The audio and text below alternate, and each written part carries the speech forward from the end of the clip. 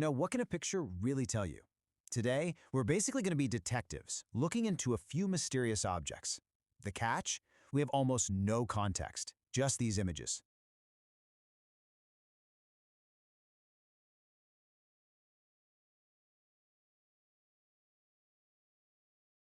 So our mission is to see what stories we can piece together just by looking really closely.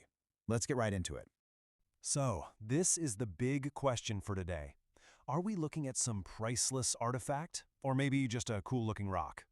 Is this a genuine treasure or just a trinket?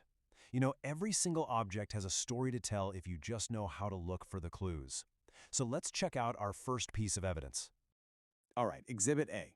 It's this dark stone, but look, it's not just one solid color. It's got all these little speckles, these lighter, almost crystal-like bits scattered all through it. This pattern, it just gives it this kind of cosmic vibe, right? And that leads to our first big question. Did this thing come from Earth, or maybe from somewhere else entirely? Okay, now look at these next two stones. Whoa, completely different. They've got this rough, kind of weathered texture with these patches of rust color. It really suggests they've been out in the elements for a long time. I mean, these feel very much from Earth, which honestly just makes that first stone even more of a puzzle. And for our final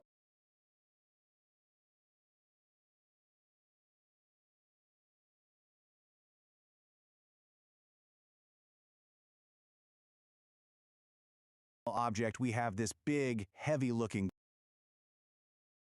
gold ring, and right on top, a massive letter M. This thing is not subtle at all. It was definitely made to make a statement. So there you have it, our little collection of mysteries, two very different sets of stones, and one very noticeable ring. Let's start with the stones then.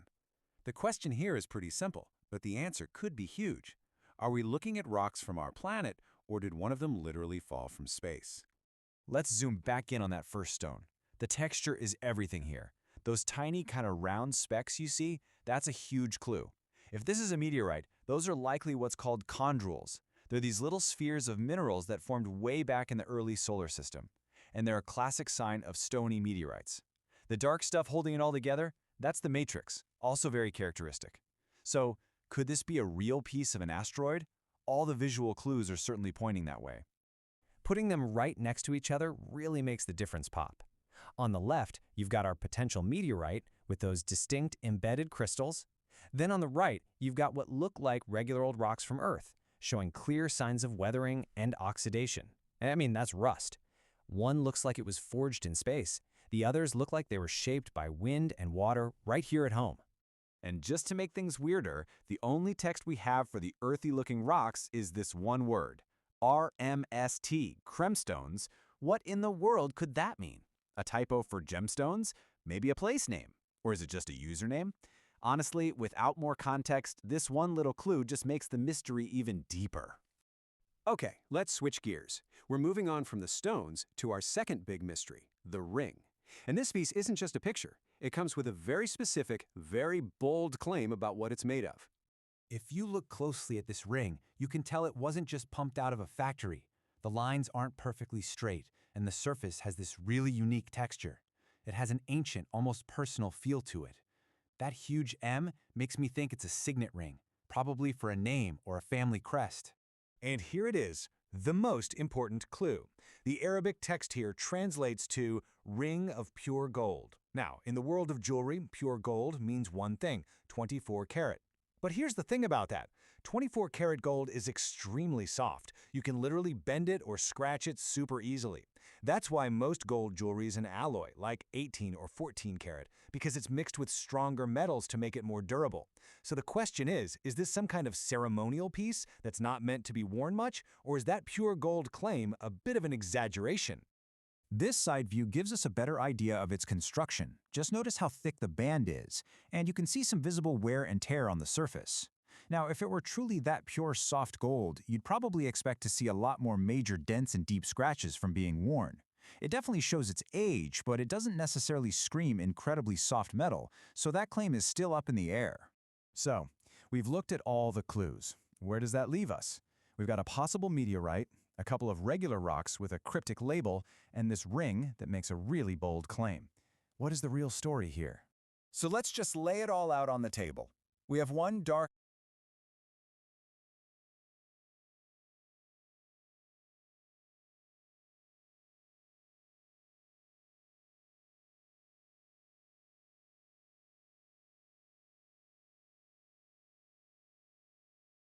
Vous savez, parfois les idées les plus ambitieuses se cachent là où on s'y attend le moins. Par exemple, dans une simple playlist YouTube. Et si cette playlist, en fait, c'était bien plus que ça? Et si c'était un véritable plan de développement pour toute une région? C'est justement ce qu'on va décortiquer ensemble aujourd'hui. Alors, tout part de là, d'une phrase toute simple mais qui veut tout dire. Créer des projets qui peuvent être utiles sur notre région. On n'est pas dans les grandes stratégies mondialisées, pas du tout. Non, ici, le point de départ est hyper concret, il est local, il est vraiment ancré dans les besoins d'une communauté. Et cette vision, elle se déploie à travers 50 vidéos. Oui, 50. Et attention, ce n'est pas juste une collection de clips mis bout à bout au hasard. Non, non, c'est un vrai récit, une feuille de route super bien pensée. L'idée, c'est de construire quelque chose de local, mais qui regarde aussi vers le monde. Alors, par où ça commence tout ça? Eh bien, pas par des grandes théories abstraites, loin de là. On commence avec les deux pieds bien sur terre. La toute première étape, c'est de se concentrer sur des projets concrets, ancrés dans le réel, qui répondent à de vrais besoins. Et ce terrain d'action, il a un nom, il a un lieu, on n'est pas dans le flou. On est à Zebzat, dans la région de Midelt, au Maroc. C'est vraiment ça, l'épicentre de la vision. C'est de là que tout part. Et les projets en question, ils sont très parlants. On parle de choses comme la culture des amandes, la réhabilitation de terres agricoles, ou même l'étude pour monter une boulangerie locale. Bref, on parle de la base, quoi. Les piliers d'une économie de proximité qui fonctionne. L'objectif, il est donc super clair. On construit d'abord une fondation, une base économique solide, tangible. Avant de penser à aller plus loin, à viser plus haut, la stratégie, c'est d'abord de s'assurer que les racines sont bien plantées dans le sol. Bon, on a cette base, elle est solide, c'est super. Mais c'est là que la playlist nous amène ailleurs, avec une question qui change tout. Une question qui va servir de pivot pour toute la suite. Et si le terrain le plus fertile, finalement, ce n'était pas la Terre, mais Internet? Et voilà, c'est là que tout bascule. Le plan prend une dimension complètement différente. Une fois les fondations posées, la vision fait un grand saut assez audacieux, vers une économie pleine de promesses, l'économie numérique. Regardez, on voit très bien cette double stratégie. D'un côté, on a des projets bien locaux, comme l'étude pour la boulangerie, et de l'autre, on a des opportunités complètement mondiales, comme vendre sur Amazon. Et le truc génial, c'est que ce ne sont pas deux mondes qui s'opposent. Au contraire, ce sont les deux faces d'une même médaille, les deux piliers du même plan. Et attention, ce n'est pas juste une idée lancée en l'air. La playlist, elle est super pratique. Elle propose des étapes claires, qui sont d'ailleurs inspirées des titres des vidéos. D'abord, on élabore un plan. Ensuite, on apprend à maîtriser le marketing et la vente en ligne. Et enfin, on devient un pro de la gestion de produits numériques. C'est presque un programme de formation en fait.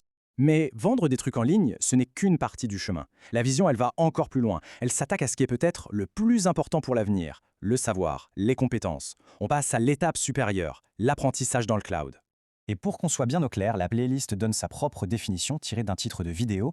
Un produit numérique, c'est tout simplement un bien immatériel qui existe sous un format numérique. C'est vraiment le cœur du réacteur de cette nouvelle économie de la connaissance. Et concrètement, ça veut dire quoi? Eh bien, ça se traduit par des idées comme une école numérique, carrément, ou l'utilisation de l'intelligence artificielle pour l'éducation des plus jeunes, ou encore des formations pour devenir créateur de contenu. L'idée est limpide. Il ne s'agit pas seulement de former des entrepreneurs, mais de préparer toute la communauté au métier de demain. Et ce qui est vraiment intéressant, c'est que ça ne s'arrête pas au business ou à la tech. La playlist aborde aussi des sujets comme la parentalité, la responsabilité sociale. Ça montre que l'approche est vraiment globale, holistique. Le but, c'est de construire une communauté forte, saine, éduquée, dans tous les sens du terme. Ok, mais alors, comment on fait le lien entre tout ça? Entre le projet de boulangerie locale et la vente sur Amazon? Comment ces deux mondes, le local et le numérique, s'articulent? C'est quoi le fil rouge? C'est ce qu'on va voir tout de suite. 50. On en revient à ce chiffre. 50 vidéos. Ce n'est pas rien, c'est une vraie bibliothèque de savoir, un catalogue de projets possibles. Imaginez chaque vidéo comme une brique, et toutes ces briques, mises ensemble, elles construisent un édifice vraiment cohérent. Et si on y regarde de plus près, il y a un détail qui ne trompe pas. Un nom qui revient tout le temps dans les titres, les descriptions, One Connection. Ce n'est pas juste le nom d'une chaîne YouTube, non. C'est la philosophie, le fil conducteur de tout le projet. Et on touche au cœur de la stratégie. L'idée, c'est de se servir des outils mondiaux, l'e-commerce, l'IA, tout ça, pour répondre à des besoins qui, eux, sont bien locaux, bien concrets. C'est exactement ça, le développement local. On pense global, mais on agit local. Et tout ça, ça nous laisse avec une question qui va bien au-delà de cette simple playlist. C'est quoi finalement cette connexion unique, cette fameuse One Connection, dont chaque communauté a besoin aujourd'hui pour non seulement s'en sortir, mais carrément prospérer au XXIe siècle? La réponse se trouve sûrement quelque part par là, à la jonction entre le monde local et le monde global.